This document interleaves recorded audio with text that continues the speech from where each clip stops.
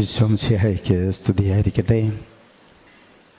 ഞാനിവിടെ നിൽക്കുന്നത് എൻ്റെ ജീവിതത്തിൽ പരിശുദ്ധ അമ്മയുടെ മധ്യസ്ഥം വഴി, കൃപാസന മാതാവിൻ്റെ മധ്യസ്ഥം വഴി ലഭിച്ച വലിയൊരു രോഗസൗഖ്യത്തിന് സാക്ഷ്യം നൽകുവാനായിട്ടാണ്. എൻ്റെ പേര് ഫാദർ തോമസ് കുളത്തിങ്കൽ. ഞാനിപ്പോൾ ശുശ്രൂഷ ചെയ്യുന്നത് കർണാടകയിൽ, ഏകദേശം ഇവിടെ നിന്ന് 1140 കിലോമീറ്റർ അകലെ ഭദ്രാവതി രൂപതയിൽ ഇടുവള്ളി എന്ന് പറയുന്ന ഒരു ഗ്രാമപ്രദേശത്താണ്. എനിക്ക് ഇടവക പള്ളിയാണ്, ഒപ്പം 2 സ്റ്റേഷൻ പള്ളികളും. എൻ്റെ ഇടവകയിൽ 55 കുടുംബങ്ങളാണുള്ളത്. മിഷൻ പ്രദേശമാണ്. എൻ്റെ സ്വന്തം വീട് ഇടുക്കി ഇരട്ടയാറ് ഇടവക. ഇവിടെ വരുന്നതിന് മുൻപ് ഞാൻ പോയി ഒരു ധ്യാനം ഒക്കെ കൂടി ഒരുങ്ങിയാണ് ഇവിടെ വന്നത്. സാക്ഷ്യം ഇതാണ്. ഈ അമ്മയെക്കുറിച്ച് അറിയുന്നത് സഞ്ചരിക്കുന്ന മാതാവെന്ന് കൂടിയാണ്. ഞാൻ ഉടമ്പടിയൊന്നും നേരത്തെ എടുത്തിരുന്നില്ല. ഇന്നാണ് ഞാൻ ആദ്യത്തെ ഇവിടുത്തെ ഉടമ്പടി എടുക്കുന്നത്. എൻ്റെ സാക്ഷ്യം ഇതാണ്. ഞാനൊരു അഭിഷിക്തൻ എന്ന നിലയിൽ സാധാരണ അച്ഛന്മാരൊന്നും ഇങ്ങനെ വന്ന് പരസ്യമായിട്ട് സാക്ഷ്യപ്പെടുത്താറൊന്നും ഇല്ല. അവരതിനുള്ള മനസ്സ് കാണിക്കാറുമില്ല. പക്ഷെ ദൈവം തന്ന വലിയ അനുഗ്രഹം അമ്മയുടെ ദൈവമഹത്വത്തിനും അമ്മയ്ക്കും നൽകണമെന്നുള്ള ഒരു ചിന്ത, അതുകൊണ്ടാണ് ഞാനിവിടെ നിൽക്കുന്നത്. ഞാൻ അച്ഛനായിട്ട് 30 വർഷമാകുകയാണ്. 30ാമത്തെ വർഷത്തിലാണ്. എൻ്റെ ശരീരത്തിൽ ഒരു 5 മാസം കൊണ്ട് സാക്ഷ്യം പറയുമ്പോൾ വിശ്വാസത്തോടെ തന്നെ പറയണമല്ലോ, എൻ്റെ 2 കാലിൻ്റെയും ഇടയ്ക്ക് പച്ചമലയാളത്തിൽ പറഞ്ഞ പ്രൈവറ്റ് പാർട്ടിൽ ഒരു വലിയ മുഴ ഉണ്ടായി.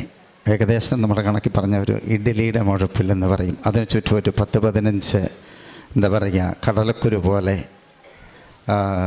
ചില മുഴകളും. അത് ചെറുതായിട്ട് വന്ന് വളർന്നു ഒരു 2-3 മാസം കൊണ്ടത് വളരെ വലുതായി. ഞാൻ ഒരച്ഛനെന്ന നിലയിൽ ഒന്നാമത്തെ കാര്യം നാളമാകാം. പിന്നെ ഒരു ഡോക്ടേഴ്സിനും കണ്ടില്ല, ഒരു കൺസൾട്ടേഷനും പോയില്ല, ഒരു മരുന്നും എടുത്തില്ല. ഞാൻ പ്രാർത്ഥിക്കുമായിരുന്നു, ദൈവമേ, ഒരു അഭിഷിക്തൻ എന്ന നിലയിൽ. അപ്പോൾ ഇത് ഓരോ ദിവസം കൂടിക്കൂടി വന്ന് അതിൻ്റെ വലിപ്പം കൂടി വന്നു.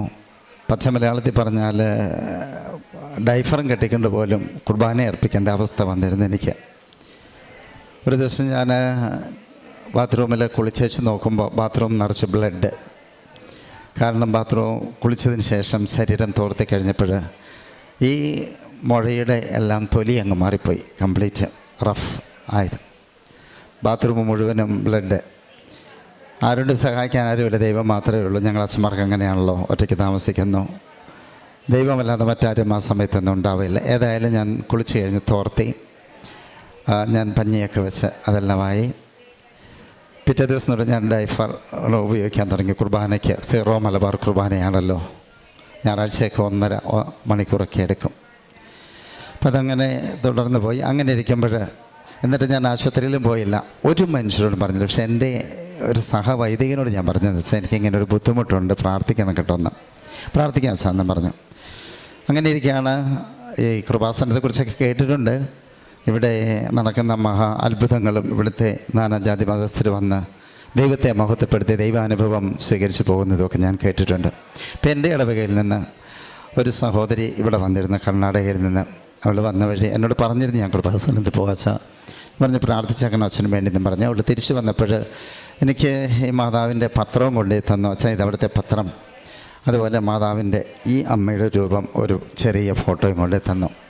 ഞാനത് നല്ല മനസ്സോടെ സ്വീകരിച്ചു. എൻ്റെ മേശപ്പുറത്ത് വെച്ച് പ്രാർത്ഥിക്കാൻ തുടങ്ങി. നമുക്ക് വലിയ വിശ്വാസമൊന്നുമില്ല, പക്ഷേ എങ്കിലും മാതാവ് എല്ലായിടത്തും ഉണ്ടല്ലോ, അമ്മ എല്ലാവരെയും കേൾക്കുമല്ലോ. ഈ കഴിഞ്ഞ മാസം ഏപ്രിൽ മാസം 9-ാം തീയതി എൻ്റെ അഭിമന്യ പിതാവിൻ്റെ മെത്രാൻ്റെ ചേട്ടൻ്റെ മകൻ്റെ കല്യാണമായിരുന്നു. നാട്ടിൽ പോയി അതൊക്കെ കൂടി തിരിച്ചു വന്നു. അപ്പം വേദനയ്ക്ക് അസഹനീയമായി. പിറ്റേ ദിവസം ഒരു ഡോക്ടറെ വിളിച്ചു. എനിക്ക് ഡോക്ടറെ വന്നൊന്ന് കാണണം. ഡോക്ടർ സ്ഥലത്തില്ലായിരുന്നു. അപ്പോൾ ഏതായാലും ഡോക്ടർ വന്നു കഴിയുമ്പം വ്യാഴാഴ്ച പോയി കാണാം എന്നൊക്കെയുള്ള ചിന്തയിൽ ഇരുന്നു. ബുധനാഴ്ച, അതായത് 14-ാം തീയതി ബുധനാഴ്ച, ഞാൻ കിടക്കാൻ പോകുന്നതിന് ബൈബിൾ വായിച്ചു, ജപമാല ചൊല്ലി, വിശ്വാസ പ്രമാണം ചൊല്ലി. അമ്മയുടെ ഫോട്ടോ എൻ്റെ കട്ടിലിൻ്റെ അടുത്ത് ഞാൻ വെച്ചിട്ടുണ്ട്. അമ്മയോട് പറഞ്ഞ, അമ്മ മാതാവേ, ഞാനൊരു അഭിഷിക്തനാണ്, ഈ അവസ്ഥയിൽ നിന്നുകൊണ്ട് ഞാൻ എന്താ ചെയ്യേണ്ടേ? കുർബാന ചെല്ലണം, ആരോട് പറയും, എന്തു പറയും? രണ്ടും കൽപ്പിച്ച് ഞാൻ നാളെ പോവുക, ഡോക്ടറുടെ അടുത്ത് വരുന്നത് വരട്ടെ. ഡയഗ്നോസ് ചെയ്യാൻ പറയും, ചെയ്ത് കഴിഞ്ഞാൽ ബയോപ്സിക്ക് വിട്ട് കഴിയുമ്പോൾ എന്താണേലും വരുന്നത് വരട്ടെ. ഞാൻ പ്രാർത്ഥിച്ച് ഉറങ്ങാൻ കിടന്നു. പിറ്റേ ദിവസം ഞാൻ എല്ലാ ദിവസവും രാവിലെ 3:50 എഴുന്നേൽക്കുന്നൊരു മനുഷ്യനാണ്. ഫ്രഷായി ആരാധന നടത്തും, പ്രാർത്ഥിക്കാൻ പോകും. അപ്പം ഞാൻ എഴുന്നേറ്റ് ബാത്റൂമിൽ പോയി ഫ്രഷപ്പ് ആകുന്ന സമയത്ത് എൻ്റെ ശരീരത്തിലുണ്ടായിരുന്ന ഈ വലിയ മുഴ അവിടെ ഇല്ല. അതിന് ചുറ്റും ഉണ്ടായിരുന്ന ആ ഒരു 10ഓളം വരും ആ കടല വലിപ്പത്തിലുള്ള ആ മുഴകളും അവിടെയില്ല. അപ്പം ഞാൻ വലിയ സ്തബ്ധനായിപ്പോയി. എന്നിട്ട് ഞാൻ കുളിച്ച് കഴിഞ്ഞ് വന്നിട്ട് ഞാൻ വന്ന് പിന്നെ കട്ടിലിലൊക്കെ തപ്പി നോക്കി, അതായത് എവിടെയെങ്കിലും കിടപ്പുണ്ടോ, സംഗതികൾ എന്തെങ്കിലും പൊഴിഞ്ഞോ വീണോ ഒക്കെ എല്ലാവരും നോക്കി. ബെഡ്ഷീറ്റൊക്കെ എടുത്ത് കുടഞ്ഞ് നോക്കി, ഒന്നും അവിടെ കണ്ടില്ല. ഇപ്പോൾ ഞാൻ ഉറച്ചു വിശ്വസിക്കുന്നു. ഇപ്പോൾ ഞാൻ അന്നേരമാണ് അമ്മയോട് ഈ മാതാവിനോട് പറയുന്നത്, അമ്മ മാതാവേ, എന്നിട്ട് ഞാൻ വൈകിട്ട് പ്രാർത്ഥിച്ചു. ഈ മണിക്കൂറുകൾക്കുള്ളിൽ ഞാൻ കിടക്കുമ്പോൾ 10 മണിയായി, ഞാൻ ബാത്റൂമിൽ ഏറ്റവും 3 അതിന് ആ ഷോർട്ട് ടൈമിനുള്ളിൽ അമ്മ എൻ്റെ പ്രാർത്ഥന കേട്ട് അവിടുത്തെ അഭിഷിക്തനായി എനിക്ക് ഈ വലിയ ഒരു രോഗസാധ്യത തന്നു. ഞാൻ ഒരു വൈദികൻ എന്ന നിലയിൽ പോയി അമ്മയുടെ അടുത്ത് പോയി, കൃപാസന മാതാവിൻ്റെ സ്ഥലത്ത് പോയി അമ്മയുടെ മഹത്വത്തിനായി ഞാൻ ഒരു പുരോഹിതൻ എന്ന നിലയിൽ സാക്ഷ്യം കൊടുക്കും എന്ന് ഞാൻ അമ്മയുടെ അവിടെ വെച്ച് വാക്ക് കൊടുത്തു. അപ്പോൾ എനിക്കിപ്പോൾ സൗഖ്യം കിട്ടിയിട്ട് ഏറെക്കുറെ 2 മാസം ആകുന്നു. നടക്കാനൊക്കെ ഭയങ്കര ബുദ്ധിമുട്ടായിരുന്നു. ഈശോയുടെ അനുഗ്രഹത്താൽ അമ്മയുടെ മാധ്യസ്ഥാൽ ഇപ്പോൾ എനിക്ക് ഒരു പ്രശ്നവും ഇല്ല. ഞാൻ ഈ രോഗം വന്നിട്ട് ഒരു ഗുളികയും എടുത്തിട്ടില്ല, ആരിൽ അമ്മയിൽ മാത്രം ആശ്രയിച്ചു. അപ്പം സർവശക്തനായ ദൈവത്തിന് നന്ദി പറയുന്നതോടൊപ്പം ഒരു വെളിപ്പാട് അകലെ നിന്ന് നമ്മയൊക്കെ നോക്കുന്ന അമ്മ ഇത്രേ ഈശോ പറഞ്ഞല്ലോ, അവൻ പറയുന്നത് ചെയ്യുക. അവൻ പറഞ്ഞത് ചെയ്തപ്പോൾ കാനായിൽ വലിയ അത്ഭുതം, വെള്ളം വീഞ്ഞായി മാറി, അല്ലേ? നമ്മുടെയൊക്കെ ജീവിതത്തിൽ ഈ ഒരുപാട് കുറവുകൾ വരും. അപ്പം മാതാവിൻ്റെ മധ്യസ്ഥയിൽ അമ്മയെ തിരുവല്ല അവൻ പറയുന്നത് ചെയ്യുക. അവൻ പറയുന്നത് കാര്യം എന്താണെന്നാണ് ഏറ്റവും സ്നേഹമുള്ള നമ്മുടെ ജോസഫ് അച്ഛൻ്റെ യൂട്യൂബ് സന്ദേശത്തിലൂടെയും ധ്യാനത്തിലൂടെയും ഒക്കെ ഓരോ ദിവസവും നമ്മൾ കേട്ടുകൊണ്ടിരിക്കുന്നത്. സ്നേഹിക്കാൻ, കരുണ കാണിക്കാൻ, മനുഷ്യത്വത്തോട് ജീവിക്കാൻ, മനുഷ്യനായി ജീവിക്കാൻ, സമാധാനത്തിൽ ജീവിക്കാൻ, ദൈവത്തിൻ്റെ മകളാണ് നമ്മളെന്നുള്ള ബോധ്യം നമ്മൾ വിശ്വസിക്കുന്ന ദൈവത്തിൻ്റെ പ്രത്യേകതയാണല്ലോ. ആ ഹൃദയത്തിൽ എല്ലാവർക്കും സ്ഥാനമുണ്ട്, ജാതമതിഭേദമന്യേ. കാരണം ഇപ്പോൾ ഞാൻ ഇന്നലെ വൈകിട്ട് ഇവിടെ വരുന്ന കുറേ നേരം പ്രാർത്ഥിച്ചു. ഇന്നിപ്പോൾ ഉടമ്പടി, 1ാമത്തെ ഉടമ്പടി അവിടെ പോയപ്പോൾ ഞാൻ കണ്ടു, അവിടെ വന്നിരിക്കുന്നതിൽ ഒരുപാട് അക്രൈസ്തവരായ സഹോദരങ്ങളെ കണ്ടു, ആണ് പെണ്ണടക്കം. ഉറപ്പുണ്ട് എനിക്ക് ഇവിടെ വന്നു പോകുന്ന അക്രൈസ്തവരായ മനുഷ്യരിലേക്ക് മാതാവ് അവിടുത്തെ മാധ്യസ്ഥം വഴി നിങ്ങൾക്ക് ഒരുപാട് അനുഗ്രഹം തരും. കാരണം നിങ്ങൾ വിശ്വസിച്ച് തന്നെ ഇവിടെ വരുന്നത്. ഞങ്ങൾ ക്രൈസ്തവർ ഇവിടെ വരുന്നത് ഞങ്ങൾക്ക് ഓൾറെഡി ഒരു അടിസ്ഥാനമുണ്ടല്ലോ, അതിൽ നിന്നുകൊണ്ടാണ്. പക്ഷെ ഉറച്ചു വിശ്വസിച്ചോ ഈ അമ്മയുടെ മാധ്യസ്ഥ ഇവിടെ വന്നു പോകുന്ന ഒരു മക്കളെയും, പ്രത്യേകിച്ച് അക്രൈസ്തവരായ ഒരു മക്കളെയും വെറും കോയോടെ പറഞ്ഞു വിടാൻ അമ്മ ഈശോയെ അവിടുത്തെ മകനെ അനുവദിക്കില്ല എന്നുള്ളത് ഉറപ്പ്. അപ്പോൾ ഞാൻ ദൈവത്തിന് നന്ദി പറയുന്നു. ഈ വിശുദ്ധ സ്ഥലത്ത് വന്ന് കാലുകുത്തുവാനായിട്ട് എന്നെ അനുഗ്രഹിച്ചതിന് നന്ദി പറയുന്നു.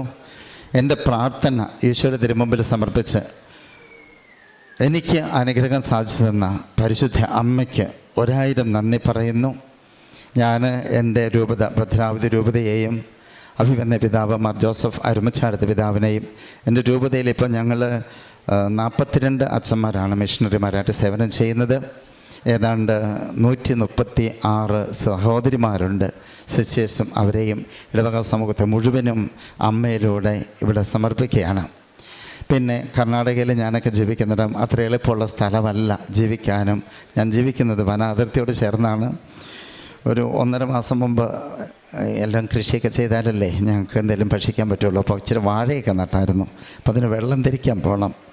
ഒരു ദിവസം വെളുപ്പിനെ 2:30 എഴുന്നേറ്റ് ബോറ് വെള്ളം തിരിച്ചു വിടാൻ പോകുമ്പം ഞാൻ ചെന്ന് നിൽക്കുന്നത് ഒരു പുലിയമ്മയുടെ 3 പുലിക്കുഞ്ഞിൻ്റെ അടുത്താണ്.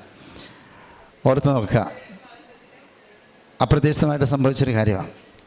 പക്ഷേ ഒന്നും ചെയ്തില്ല. ഇവിടുന്ന് കൂടി വന്നാൽ ആ ഡോറിൻ്റെ അത്ര അകലെയാണ് ഞാനും പുലിയുടെ മക്കളും നിൽക്കുന്നത്. പുലിക്കൊരു സ്വഭാവമുണ്ട്, അതിൻ്റെ കുഞ്ഞുങ്ങളെ വിട്ടിട്ട് ഒരിടത്തും പോവില്ല.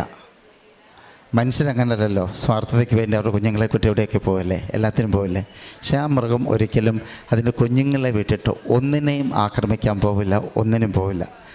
അതുങ്ങൾ വിശക്കുന്നെന്ന് കാണുമ്പോൾ ഒരു ലക്ഷണം കാണിക്കും, അപ്പോഴാണ് ഇരതയിടാനായിട്ട് പോകുന്നത്.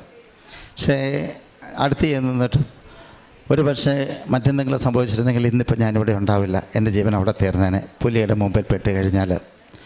അതുപോലെ ഈ നനയ്ക്കാനൊക്കെ ഇറങ്ങുമ്പോൾ കാട്ടുപോത്ത് വരും ഇഷ്ടം പോലെ, 10ഉം 20ഉം എണ്ണമൊക്കെ. ഒരു ദിവസം ഒരു 16 എണ്ണത്തിൻ്റെ നടുക്ക് പെട്ടുപോയി ഞാൻ രാത്രിയിൽ, വെള്ളം തിരിക്കാൻ പോയതാണ്. 10-16 കാട്ടുപോത്തുകളിടയ്ക്ക്. അതുങ്ങൾ അവിടെ ഉണ്ടായിരുന്ന എല്ലാം നശിപ്പിച്ചു. പക്ഷേ ഞാൻ ജപമാല കയ്യിലുണ്ടായിരുന്നു, മുറുക്കെ പിടിച്ചു. ഒന്നും എനിക്ക് സംഭവിച്ചില്ല. 1 മണിക്കൂർ ഞാൻ അതുങ്ങളുടെ ഇടയ്ക്ക് നിന്ന് പ്രാർത്ഥന കൊണ്ട് നിന്നു, ഒന്നും എനിക്ക് സംഭവിച്ചില്ല. ഞാൻ പറയുന്നത്, ഞങ്ങൾ മിഷണറിമാർ മിഷൻ സ്ഥലത്ത് ജീവിക്കുന്നത് വളരെ റിസ്ക്കിലാണ്, ത്യാഗത്തിലാണ്, ഒരുപാട് കഷ്ടപ്പാടുകളുണ്ട്. അപ്പം എന്നെ ഈ കേൾക്കുന്ന ഇത്രയും മക്കളുടെ മുൻപിലേക്ക് എൻ്റെ ജീവിതത്തെ സമർപ്പിക്കുന്നു. പ്രാർത്ഥനയ്ക്കായി ഞങ്ങൾ സേവനം ചെയ്യുന്ന സ്ഥലത്തെ സമർപ്പിച്ച് പ്രാർത്ഥിക്കണം.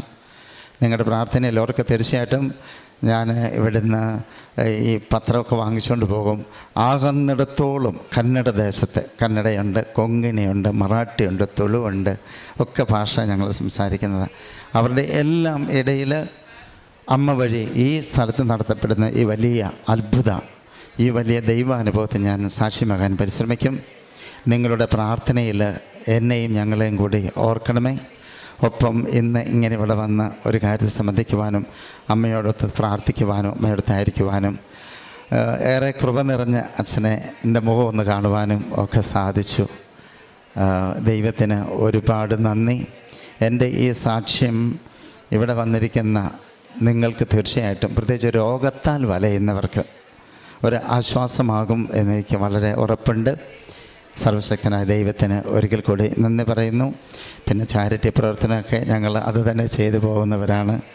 എൻ്റെ കെയർ ഓഫിൽ 29 മക്കൾ ജീവിക്കുന്നുണ്ട്, അനാഥരായിട്ടുള്ളവർ. ഞാൻ അവർക്കുള്ള ഭക്ഷണ സാധനങ്ങളൊക്കെ കൈ നീട്ടിയും കാല് നീട്ടിയും ഒക്കെ ആക്കി കൊടുക്കുന്നുണ്ട്. പെൺപിള്ളേരും ആൺപിള്ളേരും, കർണാടകയാണല്ലോ. അപ്പം അവരൊക്കെ വേണ്ടി പ്രാർത്ഥിക്കുക. നിങ്ങളുടെ പ്രാർത്ഥനയിൽ അച്ഛനെ കൂടി ഓർക്കുക. ഇത് കഴിയുമ്പോൾ ഞാൻ തിരിച്ചു പോകും. എനിക്ക് എൻ്റെ തിരിച്ചുള്ള യാത്രയും സുഗമമാകുവാൻ വേണ്ടി നിങ്ങൾ പ്രാർത്ഥിക്കണം. പരിശുദ്ധ അമ്മയ്ക്കും യേശുപിതാവിനും തിരുസഭയ്ക്കും മഹത്വമുണ്ടാകട്ടെ. പിതാവും പുത്രനും പരിശുദ്ധാത്മാവായ ദൈവം നമ്മെ എല്ലാവരെയും അനുഗ്രഹിക്കട്ടെ എന്ന് പ്രാർത്ഥിക്കുന്നു. ഈശോയ്ക്ക് സ്തുതി.